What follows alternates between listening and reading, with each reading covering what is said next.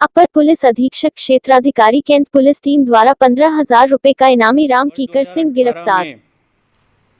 Police line जनपद वाराणसी में आरक्षी पुलिस भर्ती प्रक्रिया के दौरान कुछ अभ्यर्थियों से पैसा लेकर सॉल्वर के माध्यम से एक गिरोह का पर्दाफाश किया गया था, जिसका मास्टरमाइंड राम किंकर सिंह ये फरार चल रहा था। इसके ऊपर 15,000 रुपये का इनाम समय के साथ घोषित किया गया था।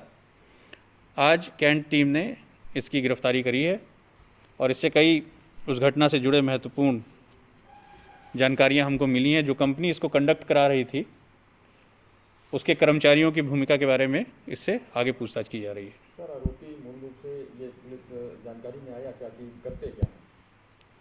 ये लोग सॉल्वर के गैंग से जुड़े हुए हैं और जैसे कई अन्य रिक्रूटमेंट फ्रॉड हुए तो वास्ट लेवल पर जो कार्यदायी संस्था होती है, इसमें जो कंपनी इसको कंडक्ट करा रही होती है, उसके कर्मचारियों के साथ मिल करके बायोमेट्रिक्स में हेरफेर करते हुए, जैसे कई बार इसमें ऐसे व्यक्ति की फ़ोटो अपलोड कर दी जाती है जो मौके पर नहीं खींची जाती, कहीं अन्यत्र बैठ के खींची जाती है।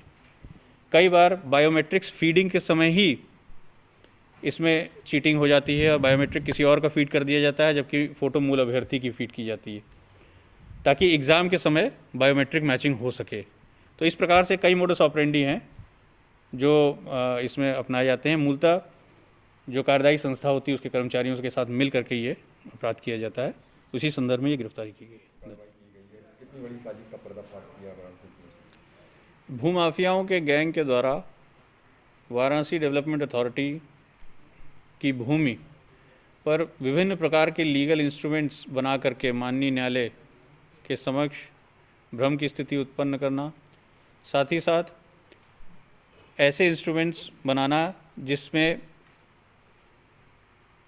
बहुत सारा एक आपराधिक षड्यंत्र साफ साफ दिख रहा हो, क्योंकि एक इंस्ट्रूमेंट का में अगर किसी के पक्ष में लीज़ हुई है तो जिसके पक्ष में लीज़ हुई उसी ज़मीन के दूसरे हिस्से में दूसरी लीज़ हुई है और उसी के बाद वसीयतनामे हो गए। वसीयतनामे के बाद एक बहुत ही सिंबॉलिकल अमाउंट,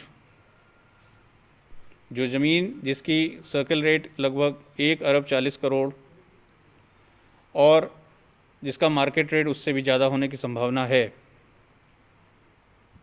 उसके एक पक्षकार के अकाउंट में 1 करोड़ रुपए ट्रांसफ़र करना, फिर इन जालसाजों और भूमाफियाओं द्वारा उस 1 करोड़ रुपए भी बैंकिंग नॉर्म्स का वायलेशन करते हुए निकाल लेना, ये सब कुछ ऐसी चीज़ें थीं जिससे आपराधिक षड्यंत्र की पुष्टि हो रही थी। आज उसी के क्रम में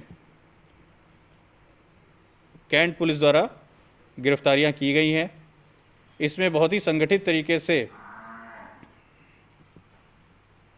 एक बड़े भूखंड को, जिस पे वीडीए की इस समय स्वामित्व है, कब्जेदारी है और साथ ही साथ प्रकरण माननीय उच्चतम न्यायालय में विचाराधीन है, उसमें जो पूर्व के मालिकाना हक महिला रखती थीं उनसे